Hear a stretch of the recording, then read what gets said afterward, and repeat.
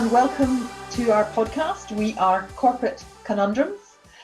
We are here to answer any questions you may have to solve business problems, business issues. We'll just introduce ourselves so you have a bit of context and background to our own specialities, and then we will look forward to receiving your calls so that we can help you out and give you advice from our experience, things that may help you go forward and move and grow in your business. So Wendy, I know you're the UK humanology expert. What on earth is that? Okay, so I've got quite a diverse background, Nicola. Right. But I have come to understand that most of the issues I have come across in workplaces is to do with the social dynamics, to do with people and how we interact, how we project, how we impact on each other. And humanology, or the humanology business tool that I have developed, is based on 4 quadrants. I look at leadership and the impact leadership has on culture, which then determines the sort of communication modes within the organizations. Right. That will embed either stress or resilience, dependent on the quality of the leadership and the culture and the cascading that comes from the leaders into culture communication. And if they are a resilient company, they will have staff that are fit, healthy, happy, motivated, engaged, empowered, all the buzzwords that you hear. Unfortunately, in many organizations, I find that one component of the quadrant of issues is disjointed. Right. So leaders have got into a leadership capacity, but they don't necessarily have the people tools, they've got the strategic tools. And if you are a leader, you want people to follow you. So that's humanology. I hope that's put some context and helped you. It does. I can imagine the sphere. I can think of the 4 quadrants. Yeah. I'm not too sure I know beyond that, and hopefully we can explore a bit more of that on another podcast. That'd be good. And Nicola, unlike myself, I'm very UK based. You seem to have travelled around the globe and been to I don't know how many places in your life. In what context and why were you all over the world, and what have you been doing with yourself over the last, I don't know, ever 20 years, 30 years, however long it's been? Am I aging there? Aging there more than, sorry. Just want to put it record straight. 20. Thank you for that introduction, Wendy. So yes, you're right. I very much started off my career in a couple of big organisations, Glaxo Wellcome, All right. Standard Life, Royal Bank of Scotland. I've worked in Standard Life. Oh, there as you an go. aside, there you not go. at the same we'll time have to as explore yourself. that one later over a coffee. But I very quickly became known as the troubleshooter, the person that could fix the projects that couldn't be fixed by other people. And you just never know quite where you're going to go in your career at the very beginning. Yes. But basically, I followed my bosses. So my boss went from Standard Life to the Royal Bank, who then went to Aviva and asked me, and I followed him. Each way, because once somebody, you get that rapport, the people angle, it's really worth having that quality of life.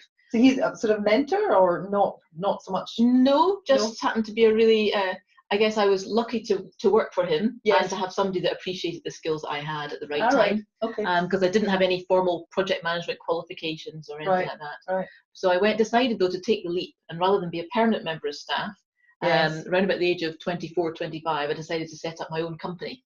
That's in line with my age when I set up. Oh, there you go, right. Yeah. So I then launched Competitor's Edge and started taking on troubled projects. Right. And did one, then the client asked me to take on another one and another one. Often you must have been doing a good job. Well, I'm often like the 10th project manager or the 10th program director. I'm usually the last resort, which in itself is obviously very complimentary, but in reality it means that the problems have been piling up. Yes. So you're de-layering an onion. Yes. Every time you go in, taking more and more layers off to actually explore what the root cause of the issue is. Exactly. There's just so many things, but often it comes down to a really basic thing at the very beginning, but we can hopefully look into a bit more of that. But what I found was when I was working for a client in England, they were multinational and said, we've got this big problem in Argentina, will you go there? Okay. And then I went to Argentina. They said, can you go to London? Went to London. Can you go to South Africa? I like Argentina better than London myself. Well, it was warm. Warm. The sunshine always Bit of dancing. Energy. Yeah. And really the countries then, it just became the norm where you become associated with the person, because it's very much a people thing. When you go into these projects, often you're talking 300 people directly within the program, but also all these stakeholders around the rest of the company. So being able to get through the cultural issues when you're working in different countries, and the remote working. And of course, a lot of my clients have got big offshore teams. Well, I think that's why we came together. Exactly. Because we realised that with Nicola's strength in project management and my strength in the attitude, behaviour, people side, dovetailing the two together would offer you guys a service that we feel would be most beneficial, because we're bringing our strengths together to give something which is very holistic, and hopefully we can answer a multitude of different questions that you can phone in or write into us. And we've got callers today that you'll hear from, quite a diverse range. We don't know what we're going to come across, but it could be anything. And we look forward to anybody else that has any issues giving us a call or writing in with their problems to Corporate Conundrums, so that we can really point you in the direction. So I think we've got our first caller. Hello, Frank. It's Nicola and Wendy from Corporate Conundrums. How can we help you today? Yeah, hi there. I was recommended by a colleague to, or you were recommended to give you a call. I've got a query. I'll give you a bit of background first. My background, field sales, energy. We advise businesses on how to get the best out of their energy use, and then hope to sell them services. So that's the background. A wide range of businesses, from small to medium and a couple of large ones. But my question is, how do I encourage my colleagues that are doing very, very well to share best practice and strategies and give an idea of best niches to maybe target with those colleagues on the team that are not doing quite so well? Is that a straightforward question? It is. Thank you for calling, Frank. That's quite a big but important question, because I don't think that's unique to yourself, especially in field sales. Do you want to kick this one off, Nicola? Well, I always feel that whenever it comes to helping somebody else, there has to be an element of trust and buy-in. And when you're a new member coming into a sales team, particularly a field sales team like you're describing there, and I think with this being Scotland, where people are quite far spread out, is this right? Yes, it is. It's across the whole of Scotland. Right, and so it's often in those scenarios that people feel they ought to be spending all their time on the road selling, and any team meetings and things are done remotely and phoning in. Yes. And it's very difficult to build up that trust, particularly with new people, and invariably the new people are the lower performers because they don't have the same level of contact. Yeah, and I don't think they feel part of an organisation. They're isolated in that they are an entity, almost like being self-employed within an organisation. It's effectively, sorry to interrupt, it's effectively like being self-employed. Right. You maybe don't meet, you maybe meet up with colleagues once a month. Right. But the rest of the time you work, you're based from home, obviously travelling, and you travel around designated areas. So I think there's the problem. Not having a rapport or a friendship or a relationship with those that you're working with, it doesn't engender a feeling of trust and a feeling of want to connect and share ideas. I think, Nicola, you mentioned the buddy process that I liked. Well, I was just thinking that there's particularly in a lot of the big management consultancy firms, they've got, whenever you get a new member of staff, they're immediately buddied up with two people within the organisation. Yeah. One at the very top, if at all possible, not necessarily the top 2 or 3 people, but at the very top, and also somebody else embedded in another department. And those people, their job is, 1, to befriend the person, but 2, to get them around the organisation and to introduce them to other people. But it's really just, it starts networking you immediately into that organisation. Yes. And that for me would work quite well in a sales team, because when you start, you get your bag, you're out on the road, but you're then on your own again. But immediately, if Frank was my buddy, if you were my buddy, then I've now got 2 people that I talk to every day and ideally meet up with as much as possible. Maybe even that shadowing concept. But it's not really about the shadowing, and it's not really about that initial learning you get. It's about becoming an important person in those people's lives. Yes, and then you have the will, the want, and the desire to actually chat about how work's been, more in a non-professional way than a professional way almost, so that the sharing of information is organic. It just happens through a friendship call. And I do think this idea of being on the road sales, although the organisation may just be bean counting with regard to the income they're getting, the key component of sustainability and keeping people enjoying their work is that feeling of they're part of something and they're not just isolated and just there to earn money. For me, work's not just about, you know, financial remuneration even, financial remuneration. It's very much about being part of something and an organisation and building a relationship with that organisation and those that work within it. I can imagine if I was the high-flying salesperson, I'll enjoy the fact that I achieve my targets more perhaps than somebody else. And so the idea of voluntarily giving my inside information to my what may be colleagues, but I might also see as my competitors in some way, could be quite a threatening environment to be in. Yeah. And I found that also happens in other organizations that don't have the real sales targets. And so much of that is about having shared goals and shared payment and bonus structure. So there's an element of individual achievement, therefore you still get your recognition for being the high performer yourself, but that you also can achieve additional remuneration if your whole team at least achieves a certain level of de minimis. Yes, indeed.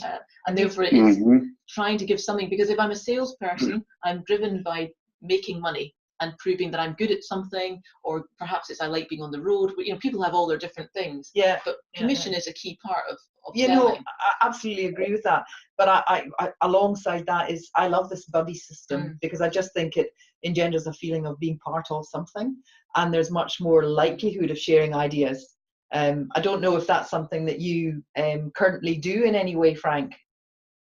No, they don't really do that. What we're trying to do is on a daily conference call is to say, look, you know, come on, share the best practices. We all get good months periodically, but it's really to try and get the consistently good performers who are maybe having success in a particular niche, for example. Yes. So it might be the licensed trade, it might be the retail trade, to say, look, you know, you've got your designated area, so it's not as though somebody's going to step into your area and take your business. But why not share that? But there's a great reluctance to share that. There's no great incentive. And maybe because we're all individually targeted, you know, we all have individual targets. Yeah, rather than, there's a kind of lack of, not cohesion, but there's a lack of teamwork. Well, that aspect, it's very much a team of 10 individuals. And that aspect that Nicholas just mentioned about perhaps looking at a commission structure that is based on not only individual achievement, but based on the team achievement might address some of what you've just said. I think the idea of developing a team, and something that just occurred to me as you were talking, Frank, is having information written down. You know, I succeeded doing X, Y, and Z. The principles of behind that, or how I achieved it, was X, Y, and Z. Maybe having a crib sheet that once a month is shared amongst the team, and people can say, "Oh yeah, that's an idea or a thought I hadn't had previously." That's a good idea. Yeah, I mean, I'll put this forward to the management, because I've tried individually to encourage them to encourage the managers, to encourage the high performers, and there are some that are just regularly high performers, so that maybe they work harder, maybe they take knockbacks, because sales, obviously you're going to encounter the lots of no's before you get the yeses. So maybe some people are better at dealing with those than others, but it'd be good to kind of qualify that, rather than even on the sales meetings we get together and it's purely, it's almost a name and shame. Yes. Oh wow, here's a stat, Stevie's done fantastic, pat on the back, Stevie, round of applause. John, you need to improve, what's happening?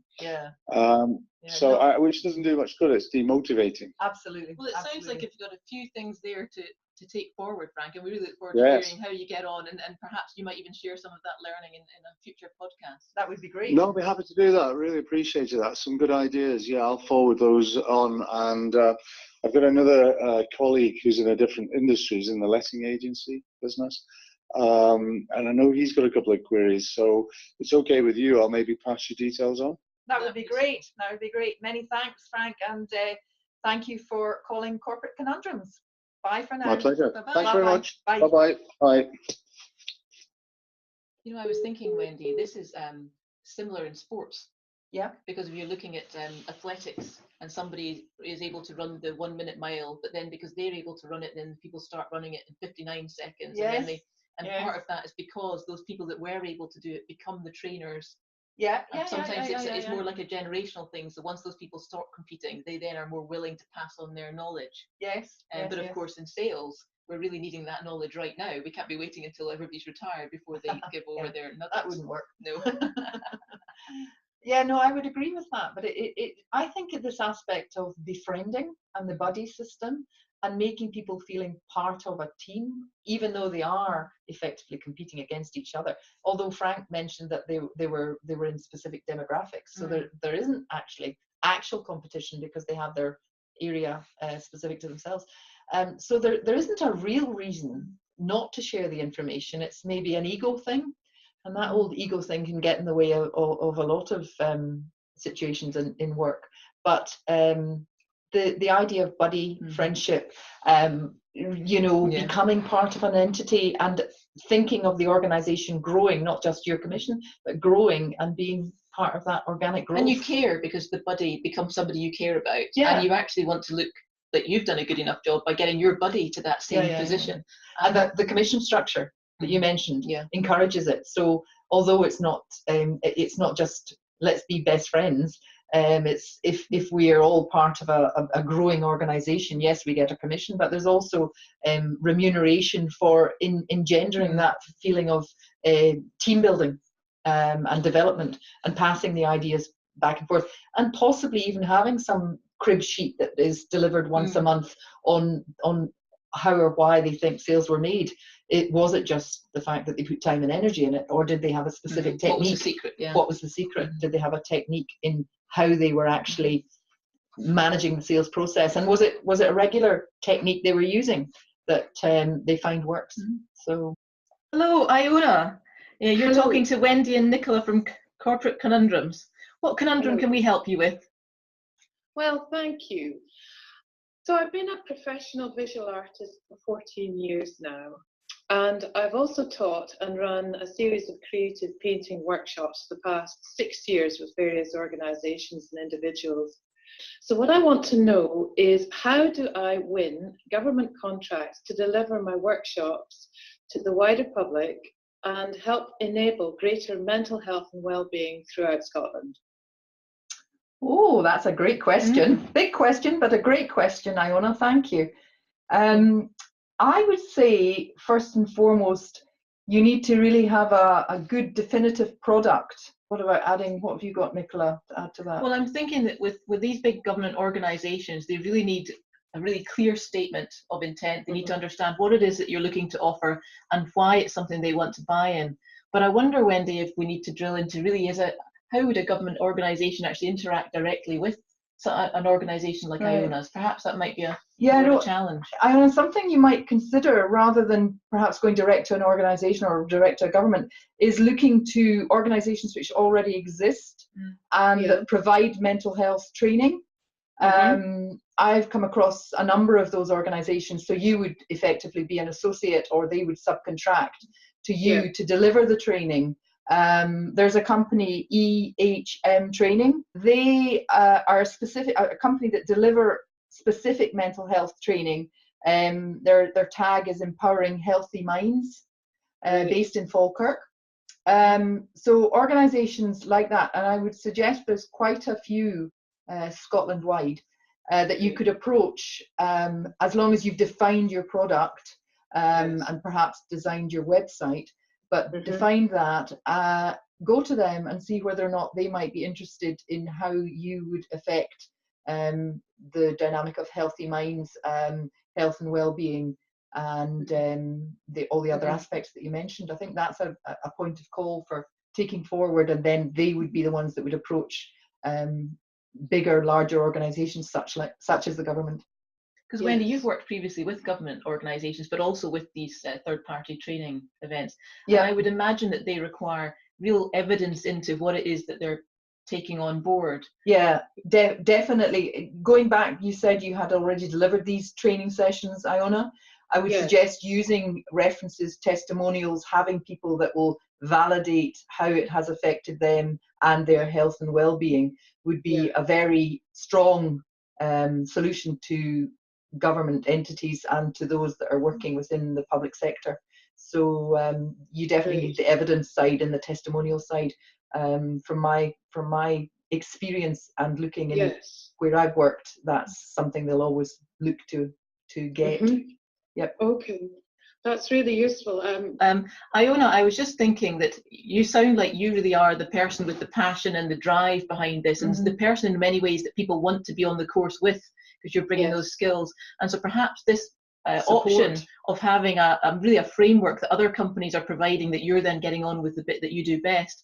But I would also think that within the testimonial end, because you've done some really good work within schools you'd mentioned, it's finding a champion within the public sector. I think when you're trying to sell into government organisations, having that champion, the person that creates the demand, getting through all the procurement headaches is a challenge in itself. But if you've got that person that has the real demand, that'll get you through. And I think if you then are now going to go through these third-party organisations, you're able to go to them saying, listen, I just don't really want to get involved in the paperwork side, but what I do have is a demand. It really helps bring them on board. So have a look at the people that you've engaged with and see if perhaps one of those people might be a really good champion for you. That's great. Some good ideas already. So we hope that we've managed to point you in the right direction with your conundrum, Iona, and we wish you all the best. And we'll say goodbye for now. Thank you. That was really valuable. Thanks. Thanks for calling. Bye. Bye. That was really interesting. It was interesting. I think the whole area of mental health is such a growth area. I know from my experience, working in humanology, one of the key aspects nowadays is the focus on resilience and stress management, and having a different perspective or doing something that's different to the norm of stress management training, I think sounds really exciting. And wasn't there some recent investment made, I think over the last few years? It's become more talked about. It's okay to have a mental health issue now. Yes. Perhaps not everybody experiences that, but there's a momentum there. Yeah. I think this we could go on forever discussing mental health and stress at work. My belief is nowadays it's more relevant than ever before because of technology, and there is definitely more funding, both privately and publicly, for mental health. I would rather use the term mental fitness. We all have mental health, but mental fitness in today's workplace, because we're now 24/7 culture. It just never stops.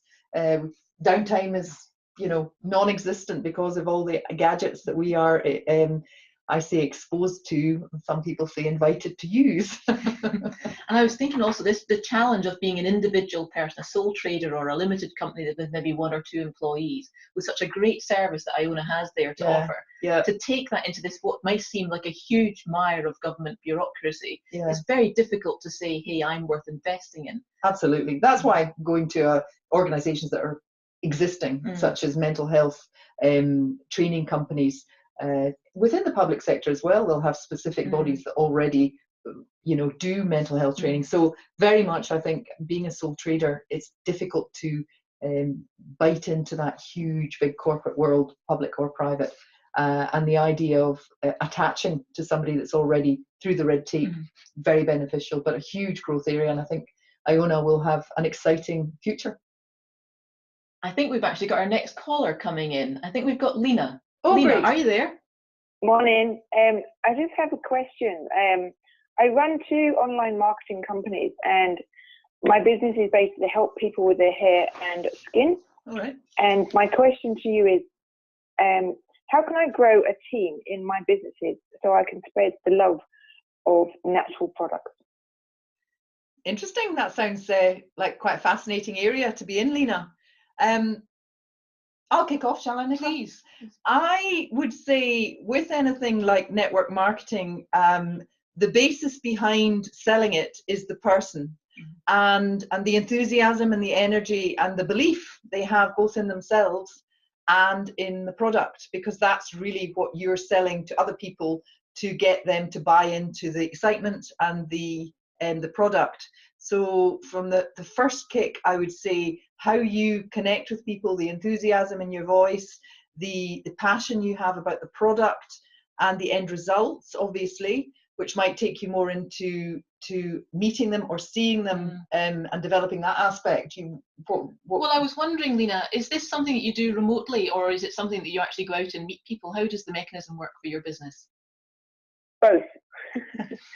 I do online posts daily, and I obviously see lots of people daily, so I just talk about my business and people can see the results of obviously both of my businesses, what's happened to me. So it's more like self-referral, so to speak. Mm-hmm. Have you got a sort of before and after type thing, Lena, with regard to how the product has benefited you? Yes, I've done that as well. That's online. And is that visual, or is it? Yes. It's visual.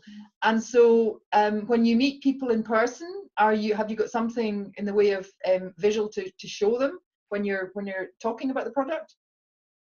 They can see a picture of me before I started using it and a picture of me now, and obviously they can see me, so they can see what's actually happened. Great. Well, I think the meeting in person is absolutely key, because going and people seeing what the advantages of using the product are on a one-to-one basis is much more powerful, because without actually speaking to people face to face, they'll never receive or get that passion from what you're talking about. The people that you're contacting would be self-employed or sole trading, or not necessarily in a full-time other job as well, because otherwise they just wouldn't have the time, energy and focus to be able to buy into the aspect of what you're talking about and the unique product that you have to sell, I would suggest. I wonder, Wendy, that when we start off, of course, we're often just like that one person. Yes. We've got this great idea. Yes. Clearly in Lena's case, she's used her products. She knows that they really work. She's able to demonstrate that they really work. Yep. And sometimes going out to that mass market, it can be very difficult. Mm-hmm. And in my experience, sometimes getting one or two other champions. Yes. Because yes. when I say, oh, you must look at the product that I've used, it's not the same message as when I say, you must look at the product, look at what's happened in Wendy's case, look at what's happened in Sarah's case, to be able to refer. Somebody who speaks on your behalf has indeed. A much greater power than you speaking yourself. And so when I was looking at my time management in this particular area, perhaps 10 or 20% at least should be focused on trying to get one or two really good champions to spread the word on your behalf. And it also creates that dynamic when you're in those online forums, because it's quite easy to get buried, isn't it, nowadays? Definitely. There's the home office stroke working from home market is extensive, and I think it's quite important for you to be highlighted as one of the best within that environment, and we could go into more detail about the specifics and the mechanics behind how that would manifest into actual financial gain for the individuals. But at the moment, I would say the key for me, as I started by saying, Lena, is you being enthusiastic, passionate, selling that or delivering that to your key sponsors, your key, what you were just mentioning, Nicola, your key champions, and they then effectively are your testimonials and your references. So you're not selling yourself as much, people are selling you, and that's much more powerful. I don't know if that's something you've contemplated.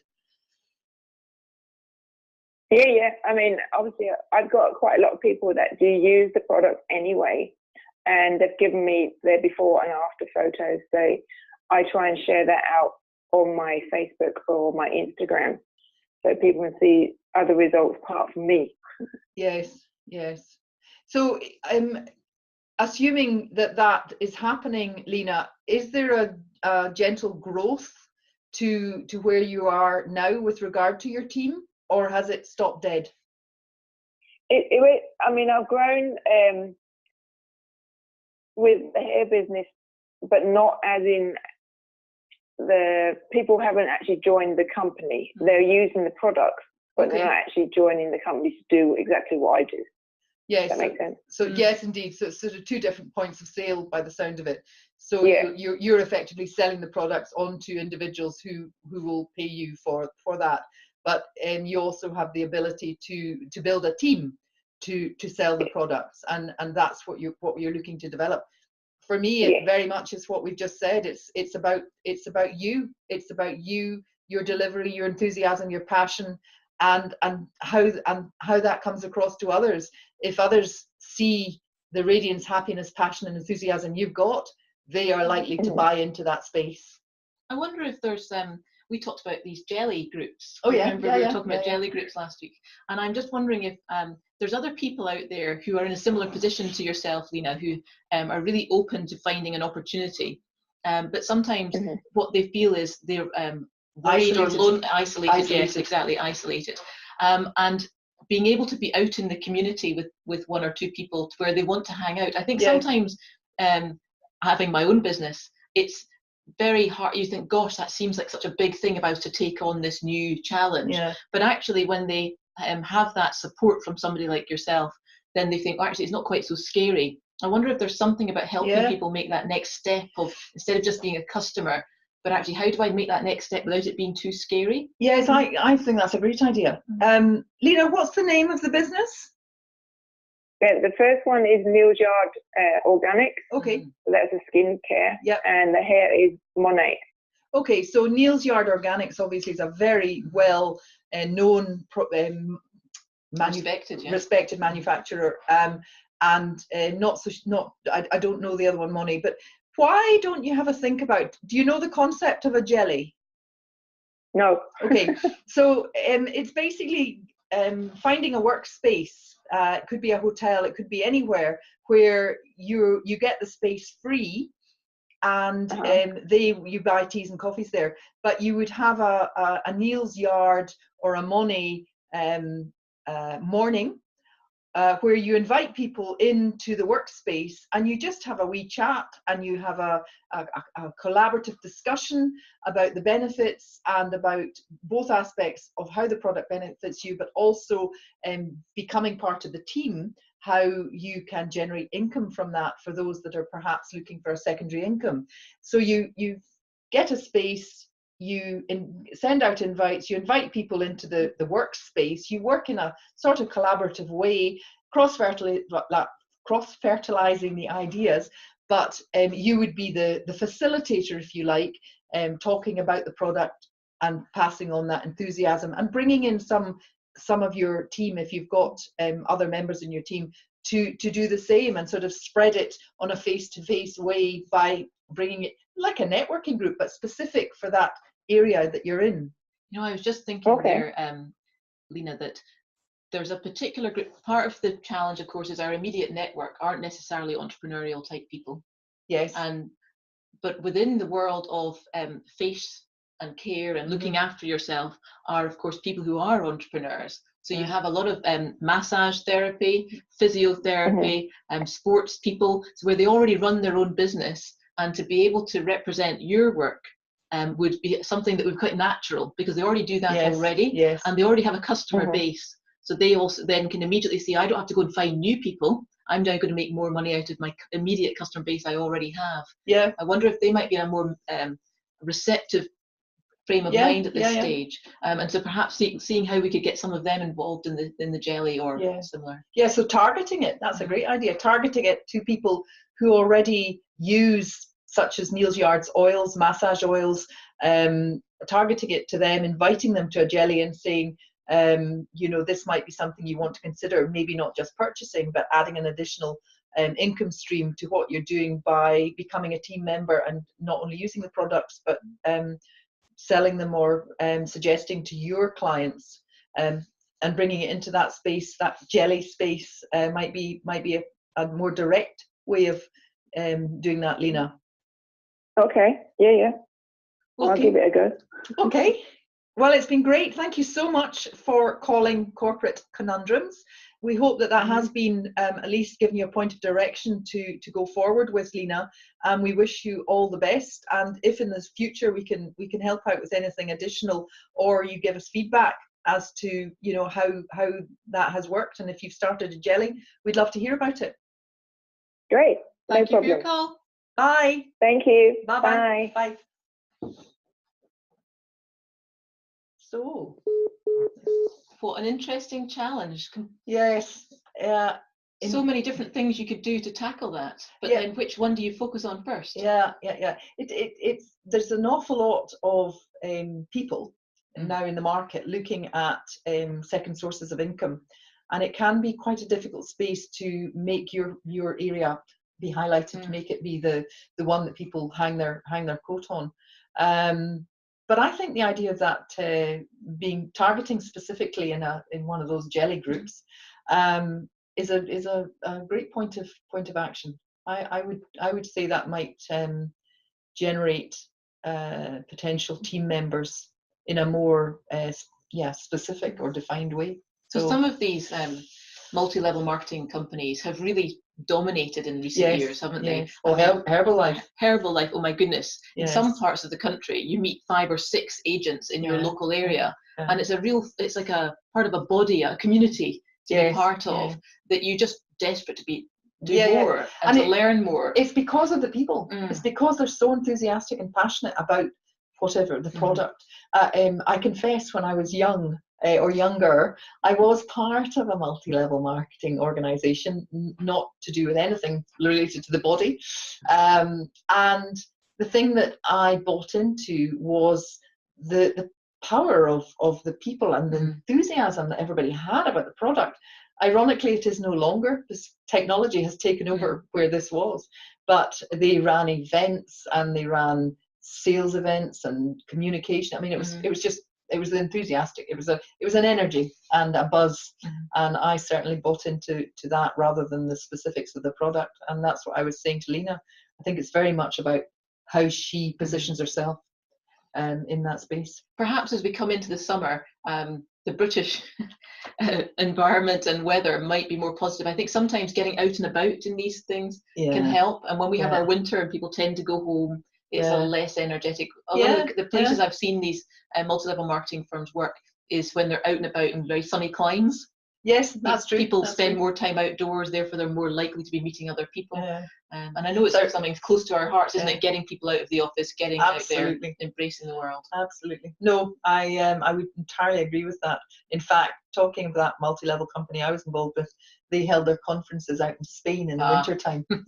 So, and it was for that very reason. It sort of engenders energy. It's hard when it's raining and dull outside to always keep a positive, happy, smiling face. But it's important. Positivity in everything you do is the thing that's going to not only make you feel great, but make those that you're speaking and communicating with great. I'm a great believer in perception is projection. If you're positive, you radiate that to everybody else out there. And from my belief, I think that helps everybody go forward in whatever walk of life they're involved in. Well, let's see if our next caller's radiating, and if not, let's see if we can help them. Hello, Emma. It's Nicola and Wendy here from Corporate Conundrums. How can we help you today? Hi, how are you today? Very good, thank you. Thanks, Emma. Nice to speak to you. Good.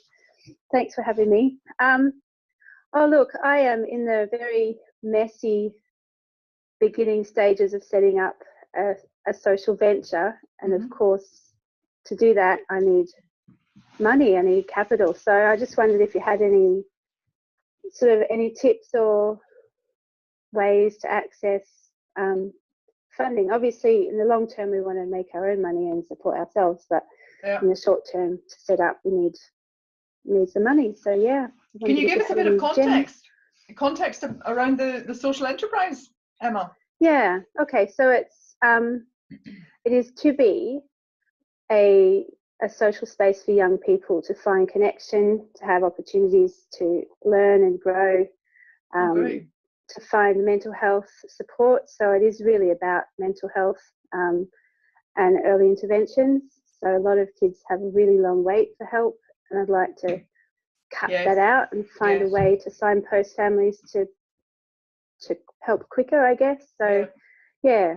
Well, that is so badly needed. Certainly the health service has extended, with all resources, and I believe that young people accessing mental health support is really tricky. So congratulations to you for going down that route. Thank you. Well, when it comes to funding, I mean, there's so many paths, isn't there? You can be very busy filling out application forms. The basic ones for me is there's immediate access to certain business startup or organization startup funding. So registering with your local business gateway is definitely worthwhile. And not only can they provide direct funding, but they can also provide access to certain services that you might require, perhaps human resources advice, legal advice, but also maybe IT. Perhaps you're needing some help with a basic landing page for your website. Then, of course, there's the real grant applications, which I think, Wendy, you're involved in an organisation that's doing a similar kind of trying to source funding, and I think the list I've seen is a huge number of places. There's Nicholas sort of possibly coming on board as well, but ironically, Emma, I'm involved with a social enterprise hub as well called For the Common Good, and it's not focusing on young people, although there will be a component of that. So perhaps at another stage it's worth a further conversation along the lines of synergy there. However, with regard to the funding applications, there are numerous, dependent on where you are, there are numerous council applications and associations that you can apply for funding, such as I've got a list, but I haven't got it with me, Landfill Trust, First Port. I can actually identify a few more after we speak and perhaps send them over to you, but there are a numerous number of bodies that you can apply. It's quite a laborious process, but long term it's obviously going to be worthwhile to see if you can get the funding. So I think the best plan of action, rather than me listing them all at the moment, is perhaps to take your contact details and to keep in touch, and after the show we will send them over to you. Fabulous, thank you so much, I appreciate that. So we've covered, obviously there's the business gateway plan, there's Scottish Enterprise, which is business gateway, absolutely. You can actually go direct to Scottish Enterprise over and above Business Gateway. Wow. So Business Gateway have because each Business Gateway is dependent on which one you're in, but is funded differently. Some of them are directly funded via the council, some of them are directly funded via the Scottish Government, but Scottish Enterprise have their own funds specifically for different areas within the charity sector. So I don't know if you've gone down that avenue, Emma, but I would definitely look at Scottish Enterprise as well. Okay, I will. I haven't yet, so that's great. Thank you. And they may be, and if they don't directly help, they may be able to point you in a direction that would be advantageous to you. The other angles I was thinking of is corporate sponsorship. Crowdfunding, or? Well, yes, of course, but corporate sponsorship, where you actually, many companies nowadays are starting to really embrace corporate social responsibility. Yes, indeed. And whilst there's the traditional things of maybe every member of staff can go out and help clear litter off the streets or help their local community with some project, they're actually embracing it even more now. And social conscience.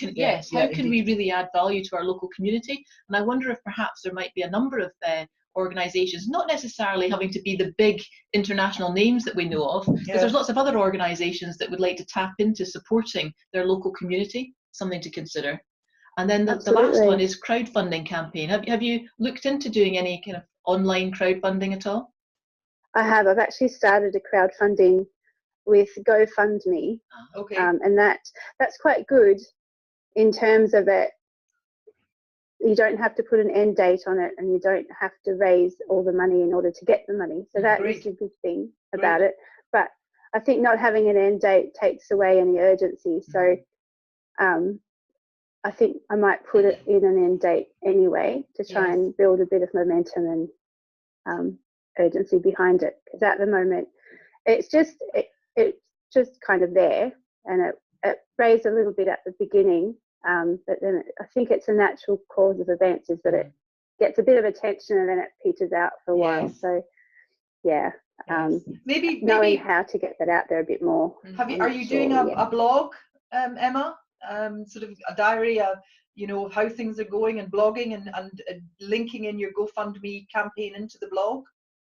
No, I haven't done that. That's a great idea, actually, because I do have a blog. So yes, I need to probably tell the story a bit more. I think people buy into stories. I think that'll make a difference for people wanting to contribute. Can I ask, Emma, is the enterprise, the young people's enterprise, what was the name of it? Sorry. It's called Happiness Now. All right. Is Happiness Now going to be within a located area? So are you going to have premises, etc.? The plan is to have a premises initially. I'm in Edinburgh, so it'll be somewhere in Edinburgh. Right. To have a premises. But the services, I'd like to start the services straight away before we actually have a premises. Right. So yeah, I think we don't need to have a premises to do some of the things, youth activities and signposting right. that we do. I already do a support group for parents that have anxious children. Great. Once a week. We just meet up and chat really, but it's something, you know, it's a place to share advice and stories and stuff like that. So well, I commend you. I've got 3 teenage boys, Emma, so I commend you in what you're doing, because it can be a very difficult time, and seems to be ever increasingly difficult, maybe because there's so much more on in their lives, maybe because of technology and social media, but certainly I commend you in what you're doing, because it's so needed. Thank you so much. I hope that we've pointed you in the direction and given you some help and food for thought.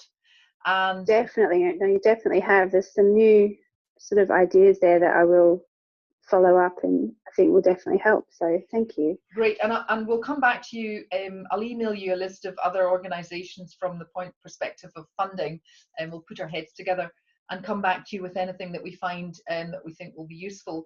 And we would love to keep in touch and just see how the progress goes, because very much behind your whole idea and the thoughts of what you're doing. I think it's fantastic. Many congratulations, and thank you very much for calling Corporate Conundrums.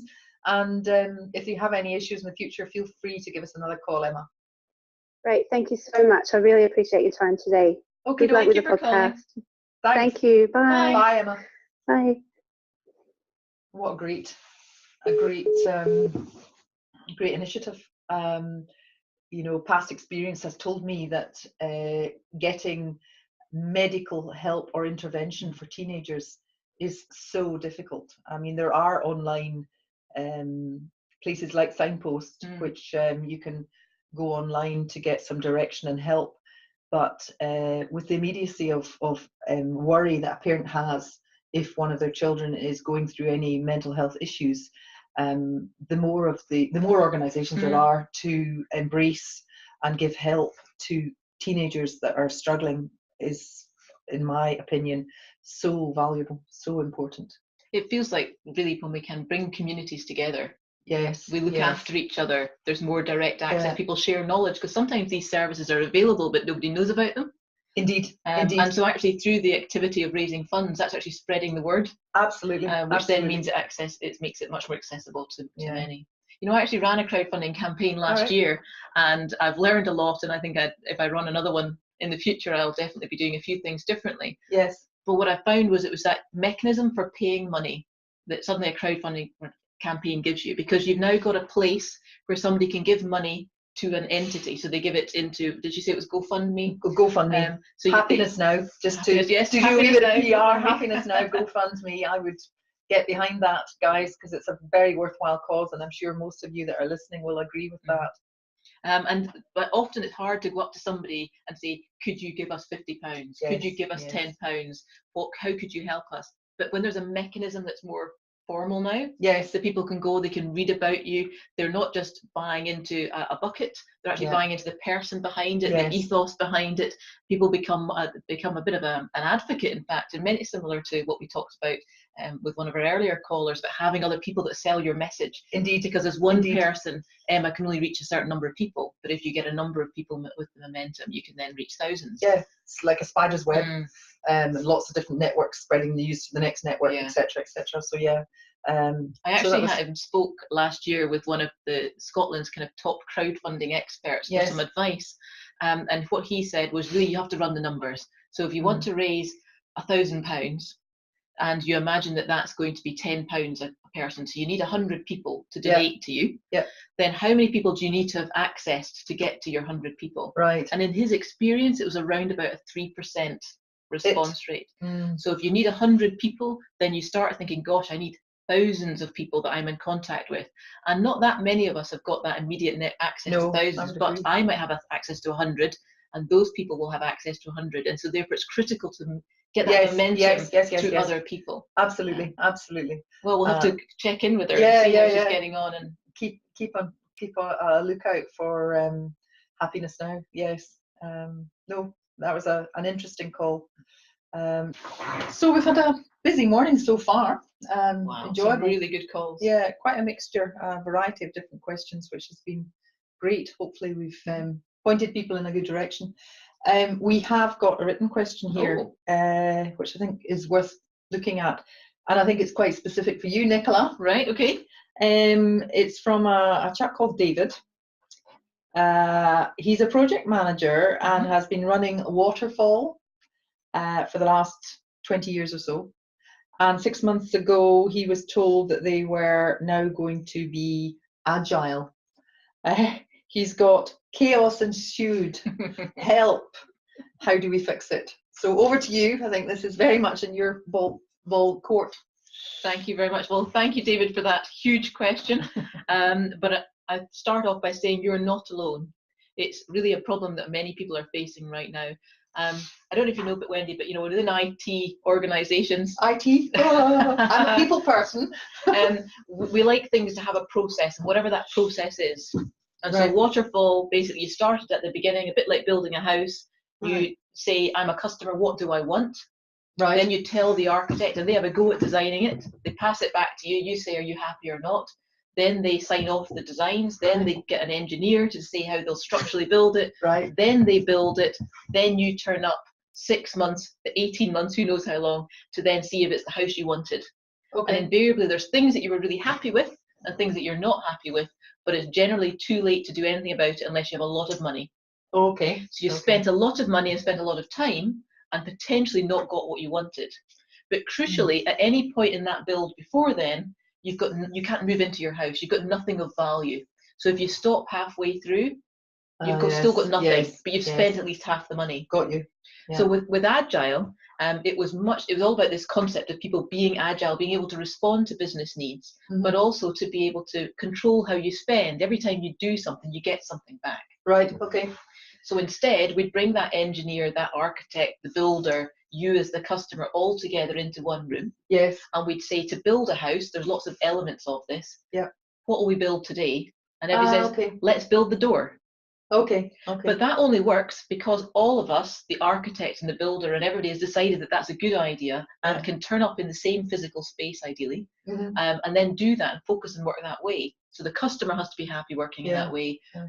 Even down to the basics of the project planner needs to be able to work that way. So can I just stop you there? So why does the change from Waterfall to Agile create such chaos? What's the main reason behind that? Sadly, and probably this is what David's company is experiencing, is they've said the IT department is to work Agile. Yes. But the rest of the organisation is still working in its own way. So the rest of the organisation is used to writing a requirements document. Yes. They're used to getting the requirements exactly the way they wanted, and they tend to have workshops. Right. They write down their requirements, and then they send it off to IT to build, and then they come back in and test at the end. So that during that period of build, the business can usually get on and do their day-to-day job. Okay, so $10 million question. How can you help them out? What would you recommend, or what processes could they put in place to get rid of the chaos in relation to putting the agile, what's it called, the agile process instead of Waterfall in place? What would you recommend? There's agile coaches out there, which is but the first thing an agile coach is going to say is that we need to implement agile from the top down. So what might have previously been an official steering committee that tracks against 3 milestones a year and releases funds in a particular way, you literally need the people at the top to say, we're going to operate agile. Buy into it. And then you have to look at your organizational structure and work and implement it all the way through. No easy fix, David, by the sound of it. I think possibly this might be something even to consider in greater depth, and maybe do an insight podcast or a spotlight, a deep dive, as we would call it, into that particular area, especially if you're saying there's lots of different organizations you think might be going through the same problem. So David, look out for our deep dive into this specific topic of changing from Waterfall into Agile, or any other type of interface that might be going through that same sort of change, or to a different IT system. I hope Nicola's helped you out or pointed you in a bit of a direction, but definitely sounds like buy-in from the top and change the system company-wide rather than specifically within one department, because there's a mismatch. Exactly. If I've got that right. You're absolutely right. Great. Right, I look forward to that next time. Yes. Well, thanks, David. Thanks for calling Corporate Conundrums, and we hope we've been of assistance, and look out for the deep dive. Bye for now. So, Wendy, oh my goodness. We didn't know what was going to come in. And my goodness, we've been right across the whole spectrum of running a business and all these people issues.